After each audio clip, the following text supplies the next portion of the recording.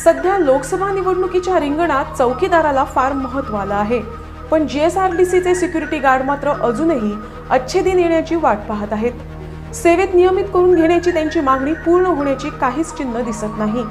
काढून टाकले जाण्याच्या भीतीनं उघडपणे असंतोष या कामगारांना व्यक्त करता येत नाही। थोडक्यात तोंड दाबून बुक्याचा मार सहन करण्याची पाळी या सुरक्षा रक्षकांवर आली आहे। 2000 मध्ये लेबर सोसायटीच्या अंतर्गत या कामगारांना सेवेत रुजू करण्यात आलं। पुढे सरकारनं सिक्युरिटी गार्ड्सची भरती GSRTCच्या माध्यमातून करण्याचा निर्णय घेतला।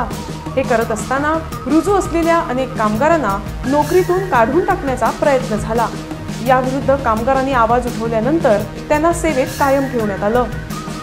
मात्र त्यानंतर GSRTC मध्ये मोठा आर्थिक घोटाळा होत असल्याचा संशय कामगार नेते स्वाती केरकर यांनी व्यक्त केला। प्रोफेशनल चार्जेसच्या नावे या कामगारांच्या पगारातून पैसे कापले जातात। हे प्रोफेशनल चार्जेस नेमके का आहे याचं उत्तर संबंधित अधिकारी देत नसल्याचं स्वाती केरकर यांनी सांगितलं। ह्युमन रिसोर्स डेव्हलपमेंट मध्ये जे कामगार काम करतात, म्हणजे जसे की सिक्युरिटी गार्ड आहेत, म्हणजे बाकी अटेंडंट्स आहे, बाकीचे मग एरवी बाकीची सर्व्हिसेस ते देतात, म्हणजे सफाई कामगारापासूनची सर्व्हिस ते देतात। असे कामगार ह्युमन रिसोर्स मधून आता काम करतात। अगोदर ते त्यांची लेबर सोसायटी असते ना, त्याच्यातून ते गेली अनेक वर्ष ते 2000 पासून 2001 पासून असे कामाला होते। मध्येच काय झालं, ह्युमन रिसोर्स डेव्हलपमेंट मध्ये त्यांची भरती करण्यात आली आणि तेव्हा ती भरती करत असताना जे अगोदर सोसायटीमध्ये होते त्यांना डावलून नवीन कामगारांना घेण्याचा प्रघात तेव्हा सरकारने घातला होता। त्याच्यासाठी आम्ही मोठं आंदोलन केलं 2014-15 मध्ये। सो त्याच्यातनं मग बहुतेक कामगार या ह्युमन रिसोर्स मध्ये घेण्यात आले। पण तेव्हा असं आम्हाला अशी भीती होती की हे ह्युमन रिसोर्स डेव्हलपमेंट म्हणजे नुसतं फ्रॉड आहे। फ्रॉड एवढ्याचसाठी की त्यांचं काहीच क्लिअर नव्हतं, म्हणजे जे कामगार आता ते घेतले जाणार त्यांना परमनंट केलं जाणार की नाही ही भीती पण होती।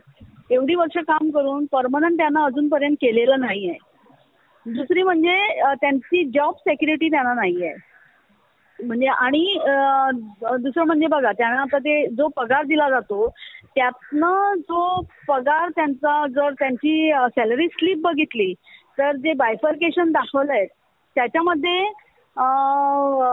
त्यांचा जो पगार आहे तो 1,500-2,000 हजार रुपये असा ह्याच्या, म्हणजे ह्याच्या टायटल खाली काय म्हणाल ते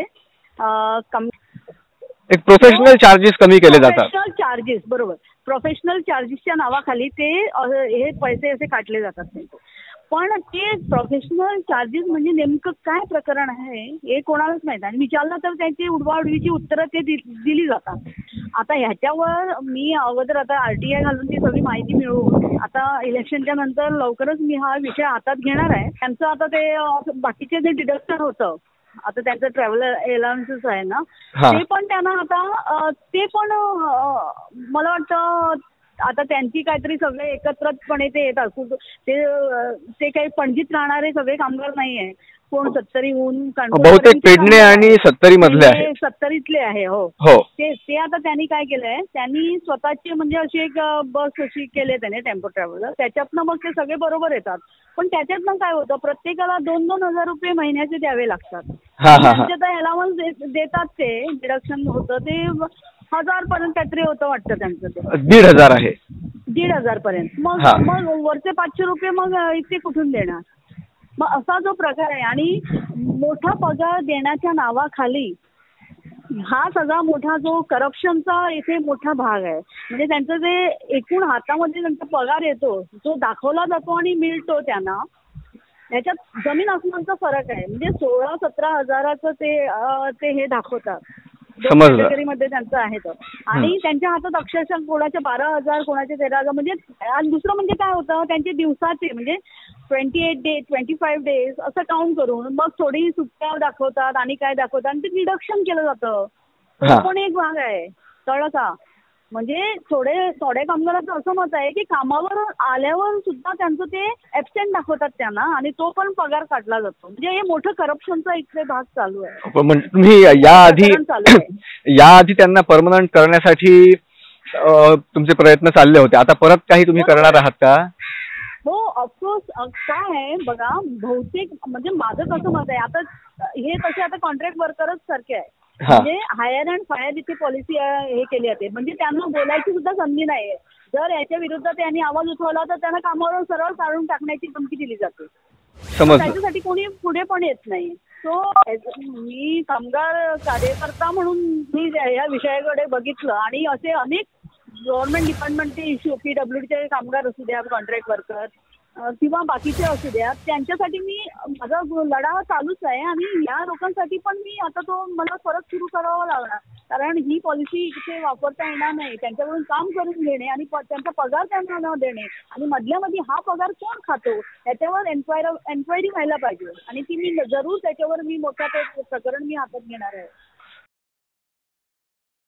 सध्या राज्यात 2700 सुरक्षा रक्षक सेवेत नियमित होण्याच्या प्रतीक्षेत असून बहुतेक सुरक्षा रक्षक पेडणे व सत्तरीतील विकासापासून वंचित असलेल्या गावातील आहेत.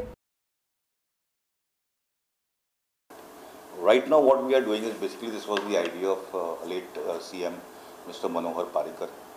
He wanted that this corporation be set up basically to generate employment for the Goan youth, the dropouts that are there in the schools, colleges and all that.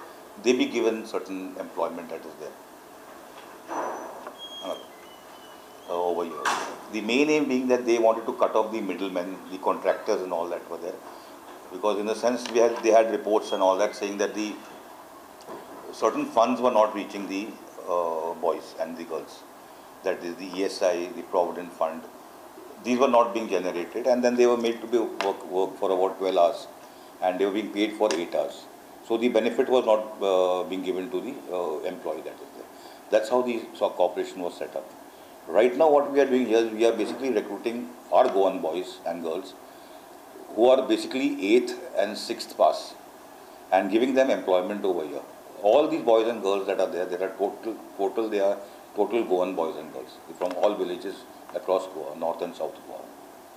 And we have right now in security, we have about 1900 boys and girls that are there in security, and we have about 350 odd people in the housekeeping staff. So basically we have about 162 to 172, it varies, departments where we have provided our staff that is there. As far as their salary and all is concerned, we give them good salaries. We have just revised them last year only on 1st January. And a security guard gets, a security guard gets 16,000 rupees per month. A security supervisor gets 18,000 rupees a month. Attendant utility, what we are calling is the housekeeping staff, she gets about 14,000 rupees a month. And a supervisor again gets about 18,000 rupees a month. So that's basically the pay scale. Besides that, they are entitled to all Provident Fund packages that are there. They have ESI facilities, gratuity bonuses, those are also available. And besides that, they get a leave package also. They have got 7 days of casual leave. They have 15 days of earned leave every year. And all of them are provided training before they are employed.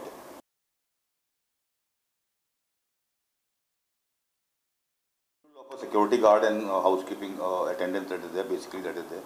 The total that is this thing attendant gets is 14,000 rupees a month, and a security guard gets 18,000 rupees a month. This also includes all his various other aspects that are there, in which also is ESI and PF is cut.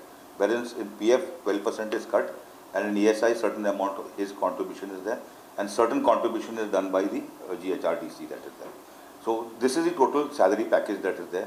As whereas the departments are concerned, what we claim from the departments is for the security guard we claim 22,000 per guard, and for the attendant utility it is 19,559 rupees that is there.